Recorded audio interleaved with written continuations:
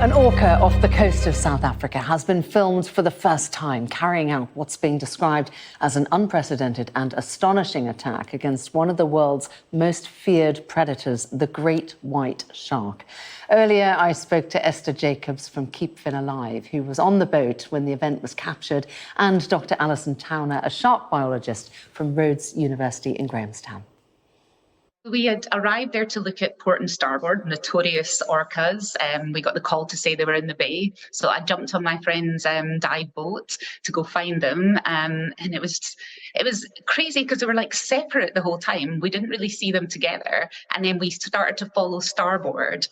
And then he sort of disappeared for a bit. And then Elton, my friend Elton, was like, "There's a white shark." And I just saw the white shark's fins sort of break the surface of the water. And it was like that moment I always get when I see a white shark. It's so exciting. And then I saw starboard approaching from behind and my stomach dropped.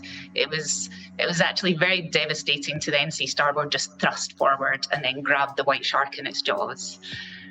And so what is unprecedented about this, Esther, is that it was, because often orcas hunt in packs, don't they? And this was just starboard that went for him, and it was the speed and the surgical precision almost. Exactly. And I couldn't believe how quick it was as well. I mean, it felt like a lifetime because, like I say, they're my favourite shark species. To see what I thought was like this top predator getting taken out so quickly and so easily was, it was dismal. But yeah, it was very honed, very quick and very sort of precise.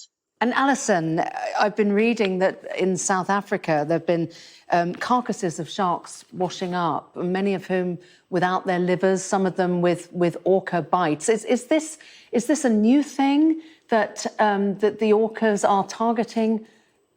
Also another apex predator, but also going for the liver in particular. Yeah, so it's actually not a new thing. It's been going on for about 8 years now. And the arrival of these, it's actually 2 male killer whales. So the arrival with these 2 has actually coincided with the disappearances of white sharks from their Western Cape aggregation sites near to Cape Town and in the town that I'm based in, Hansby. And these are actually the areas that the shark cage diving happens. So it's been going on for a while, and we've necropsied a fair amount of white sharks, 7-gill and bronze whaler sharks that have been eviscerated, so basically torn open, their liver's gone. But we always believed that the 2 killer whales had to work together to be able to do this. And as you quite rightly pointed out now, in this specific example, starboard operated solitarily and within a 2-minute time frame. And throughout my PhD, I followed this entire topic. We didn't realise this occurred. So that's what's really quite novel here. Gosh, fascinating. You might have to revisit your PhD as a consequence. And what is it about the liver in particular? Well, shark livers are huge. They're about 1/3 of the shark's body weight, and they are packed full of oils and lipids. They're really nutrient-dense part of the shark to target. And because killer whales are so specialised and so efficient at what they do, they often just take a specific portion of their prey and discard the rest. So, yeah, the liver is obviously the part of the sharks they're interested in. And the other fascinating thing about this observation was the killer whale came up with the liver in his mouth and went over to the boat that Esther was on. So, yeah, they got a real first-hand look at how that looks. It's very Silence of the Lambs-ish.